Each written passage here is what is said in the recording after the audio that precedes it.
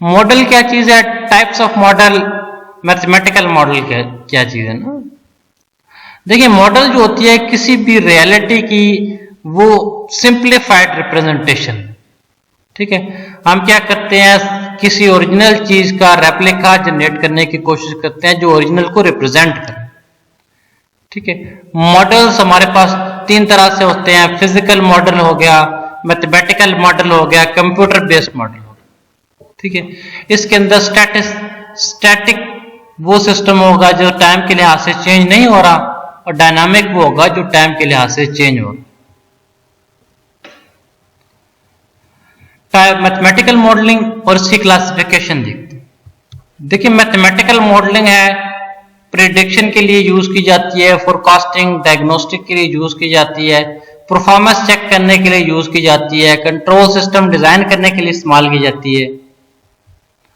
Mathematical modelling based है हमारे physical laws के ऊपर, ठीक है। मॉडल का स्ट्रक्चर अगर लीनियर है, नॉन लीनियर है, या जिस तरह से भी है वो चेक करना होता है। सिस्टम के अंदर एस्टिमेट बिहेवियर करना होता है। सिस्टम को नॉर्मली हम क्या करते हैं, डायनामिक सिस्टम को डिफरेंशियल इक्वेशंस की मदद से रिप्रेजेंट कर देते हैं।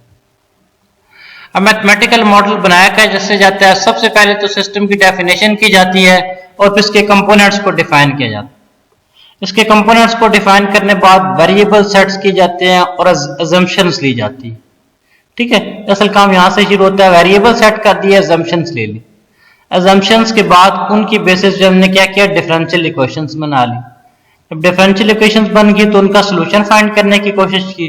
जब उनका सोल्यूशन निकला तो हमने क्या किया, वेरीफाई किया और अजम्पशंस के साथ। जब सिस्टम को वेरीफाई किया, अगर तो सोल्यूशन ठीक है तो सही है, वरना हम यहां से वापस लूप ले जाते हैं, वापस फॉर्मुलेशन ऑफ मैथमेटिकल मॉडल के ऊपर, ठीक है। तो इस तरह एक लूपी वे में यह सारा सिस्टम चलता है। अच्छा, अगर हमारे पास इलेक्ट्रिकल सिस्टम आए तो उसके अंदर कैपेसिटर होता है, रेजिस्टर होता है, इंडक्टर होता है।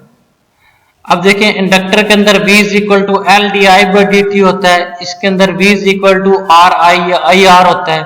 इस तरह V is equal to 1 by C integral of I D T होता है, ठीक है। जब integral of I D T है तो ये क्या बनेगा, ठीक है, Q ऑफ S बन जाएगा। जब इसका लैप्लास लेंगे तो V of S is equal to I of S over C S, ठीक है ना। V of S is equal to I of S over S आ जाएगा ना, इसका Laplace I of S over S आ जाएगा, तो C आ जाएगा, I उधर जाके डिवाइड हो जाएगा, तो V ओवर I क्या बना, 1 ओवर सी एस।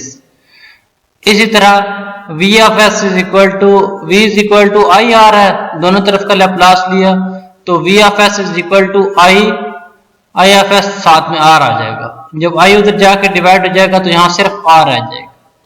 इस तरह इसका लैप्लास लेंगे तो V of S is equal to L S I F S, S I F S इधर है तो आई एफ एस उधर जाकर डिवाइड हो जाएगा तो यहाँ पे क्या रह जाएगा, एल एस, क्योंकि साथ एल मल्टीप्लाई हो, ठीक है। इसी तरह हमारे पास अगर मैकेनिकल सिस्टम हो, और मैकेनिकल में दो तरह के सिस्टम होते हैं, एक ट्रांसलेशनल और एक रोटेशनल।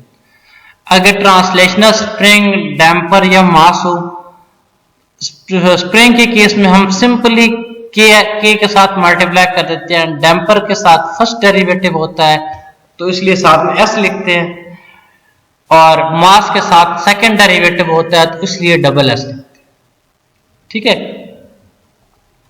इसी तरह अगर रोटेशनल सिस्टम हो तो वही बात है, स्प्रिंग के लिए k लिख दिया, डैम्पर के लिए d लिख दिया, और यहाँ इनर्शिया आ गया, इनर्शिया के लिए j लिख दिया। पिछले वाले केस में क्या था, स्प्रिंग, ठीक है, डैम्पर और मास। इस केस में क्या था, स्प्रिंग, डैम्पर और इनर्शिया, ठीक, जे डी और के डी और जे।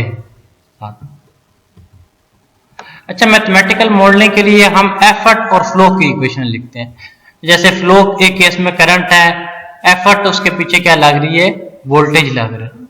इलेक्ट्रिकल सिस्टम के अंदर फ्लो करंट होती है, उसके पीछे एफर्ट जो लग रही होती है वो वोल्टेजेस होते हैं। इसी तरह ट्रांसलेशनल सिस्टम के अंदर फोर्स होती है और डिफरेंशियल वेलोसिटी।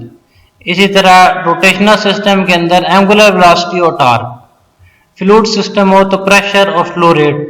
इस तरह थर्मल सिस्टम के अंदर हीट फ्लो और टेम्परेचर का डिफरेंस।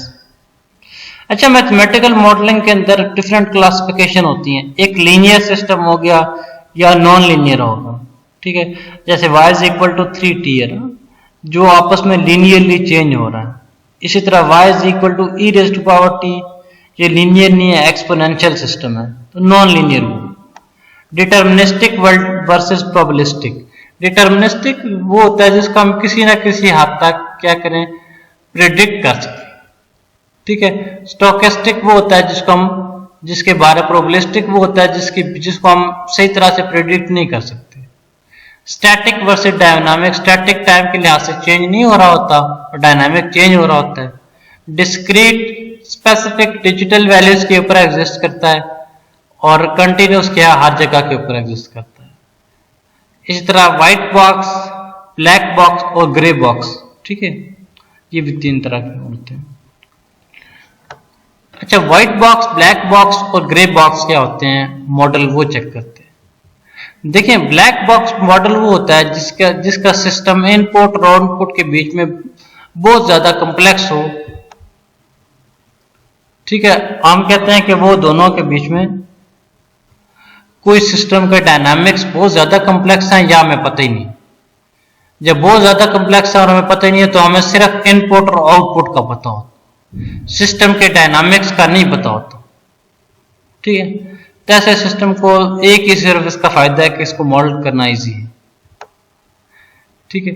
अगर ग्रे बॉक्स मॉडल वो होता है कि हम इनपुट की बेस पे कुछ ना कुछ डायनामिक्स बता सकें आउटपुट की तरफ, ठीक है। इसमें आप सिस्टम के डायनामिक्स किसी हद तक बता सकते हैं, ठीक है। अब देखें, ये easier than white box. White box आगे देखते हैं। वो व्हाइट बॉक्स के अंदर जो होता है आप सिस्टम के कंप्लीट डायनामिक्स पता होते हैं। ग्रे बॉक्स जो है ना, ब्लैक और व्हाइट के बीच में है, यानी कि इसके कुछ डायनामिक्स आपको पता होते हैं, कुछ नहीं पता होता। व्हाइट बॉक्स के अंदर टोटल डायनामिक्स पता होते हैं, तो ये व्हाइट बॉक्स के अंदर हमारा सिस्टम थोड़ा कॉम्प्लेक्स भी हो जाता है, ठीक है। लेकिन ब्लैक बॉक्स के अंदर बहुत ईजी होता है मॉडल करना, लेकिन उसका फायदा कम है कि उसके हम सिस्टम का रिस्पॉन्स सही नहीं बता सकते। इस केस का फायदा ये है कि हम रिस्पॉन्स तो बता सकते हैं लेकिन सिस्टम काफी कॉम्प्लेक्स हो जाता है।